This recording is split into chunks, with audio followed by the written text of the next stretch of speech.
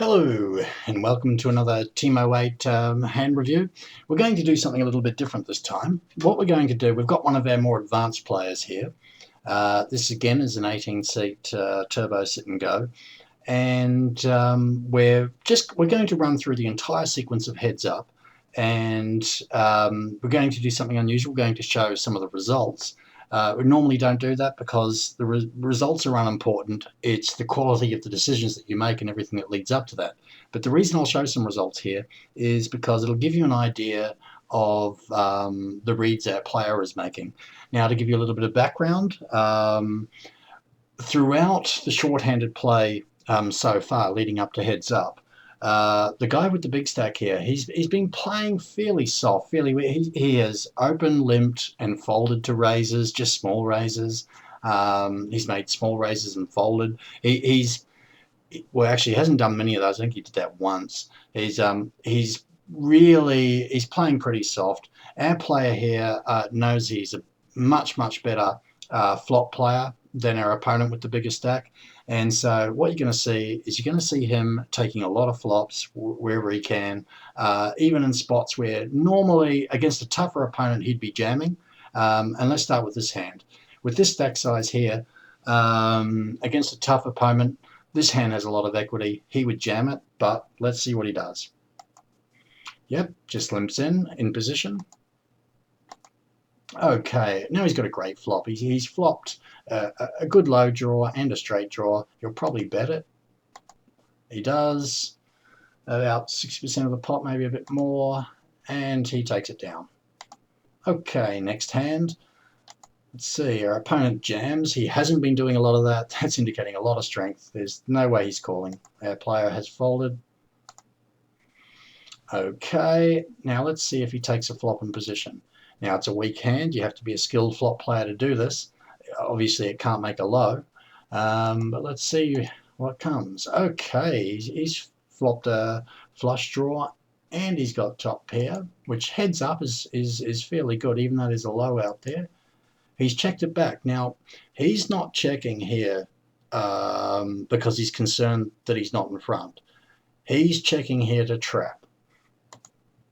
You have to be a good player to risk it on these boards. You have to know how to get away from your hand if it goes bad.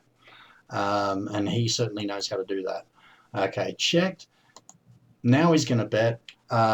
There's two reasons for this. He's picked up a bunch of straight outs as well. But what he doesn't want is he doesn't want a river coming with another overcard. Obviously, if it's a king, it makes him a straight, although it's not the nuts. He really doesn't want to see an ace on the river because then there's every chance he's facing aces up, unless, of course, it's a diamond. So anyway, he's bet. What does our opponent do? He folds. Great. Okay, another hand. It's reasonably strong for heads up. Take a flop, and we haven't really flopped any as a possible straight on the board. We're not going to draw to the sucker end of the straight. Let's see what happens. Oh, it gets worse. He'll just lay that down. Okay, very next hand. Let's that one go. He did play a high hand before, but that was double suited. There's, there's no point in him messing around with that. Okay, a weak high hand again. Gets to see a flop. Oh, and he's flopped big. Ordinarily, in full ring, this is a hand you want to get to the river really cheaply with. The underfull sends a lot of players broke. If your opponent just has a queen, he has 3 kickers to hit, which would then give him a bigger full house. So that's 9 outs. It's similar to a flush draw, but with one benefit over a flush draw is that your opponent doesn't often have a redraw if you hit, as you do with a flush. So anyway, let's see what he does. He's slow playing it here. Opponent checks behind. Turn brings up an ace. Now, this is a good spot to bet, and he does. And the reason this is a good spot to bet is because now it's possible our opponent has something he can call on. He may have made a straight, or he may have aces up, and he may feel like he's good for a call, thinking this is a bluff. Oh, beautiful. Another straight card and a flush card. He's obviously going to bet out here. Makes it a fairly small bet because, you know, the flush is a bit scary, but he's trying to milk this for the maximum he thinks he can get. Opponent calls, and oh, opponent actually did have the queen and the flush. Our opponent here has made a big mistake in letting our player get all the way to the river with this hand. Heads up, he really should have. He really should, with top trips and a flush draw. Heads up, he should have raised that flop. Oh, that's right, we didn't bet the flop. I guess he hasn't raised the turn because he's scared of that card, but he should have put in a raise there to find out where he's at. Anyway, our player's done well, chipping up some more. Okay, here's a hand that he could come in for a raise or limp in. Okay, he min raises. It's good to change gears when your head's up. If you keep playing the same way for 20 hands in a row, a savvy opponent's going to figure that out. Oh, and he's flopped massively. He's flopped straight, second nut low. He's looking pretty good. Actually, I guess yeah. So let's see what happens here. Yes, he's going to bet here. He's betting for value. He's also, you don't want to give away a free spade. Okay. Good result. We didn't. If you notice there, he's bet in order to avoid ending up in a tricky situation later, where he won't know what to do and may be forced to pay off. And he's got another monster hand. Let's see what happens here. So our opponent limps in. He checks. Now, he could easily have raised there, even though he's out of position. This hand, heads up, has a ton of equity. But again, he doesn't want to raise our opponent out of the pot. Our opponent, when we were 3 and 4 handed, limped and folded to raises a few times in this spot, so he's trying to keep him around. Okay, flopped a small flush draw. He might value, but no. I mean, on semi-bluff is what I was about to say. He checks it. Okay, now he comes out with the bet. Now, I quite like waiting for the turn to make the bet. One of the reasons is on the flop, the drawing hands have a lot more equity, of course, than they do on the turn. Also, the really clever thing about this is that if his opponent thinks that he's semi-bluffing a flush draw, his opponent will likely put him on hearts rather than spades. Oh, we get the heart. And of course, he continues. This time he bets a bit more. He's totally representing the heart flush. He's done a really good job. This is things. One of the things I try to teach our players is if you're going to bluff, you've got to think through how the hand is going to end up, and you've got to set up the bluff. You've got to represent a line that makes sense once you get to the final bluff. And by betting the turn, and then bigger bet on the river, he's representing that he semi-bluffed the turn with the hearts and now has it. And opponent folds. Okay, we have a double suited hand here. He could take a flop if he wants, but so far he hasn't had to show down any weak hands, so I don't mind a fold there. It keeps our opponent guessing. It makes our opponent think that we're being very selective about hands. Of course, we're not being anywhere near as selective as he probably thinks. Okay, we take a flop. All right, not going to get tricky on a board like that. That's just way too dangerous. We picked up this flush draw, but he lets that go. And letting this go is good, because if this checks down, we'll get to show that we didn't semi-bluff. Okay, the board pairs. We've got nothing. Check, check. And our opponent, wow. That's a fairly good hand for our opponent. I mean, having the 2 5s in his hand, he's got 2 blockers to the wheel. He should have bet the turn and totally represented. Our player would have folded.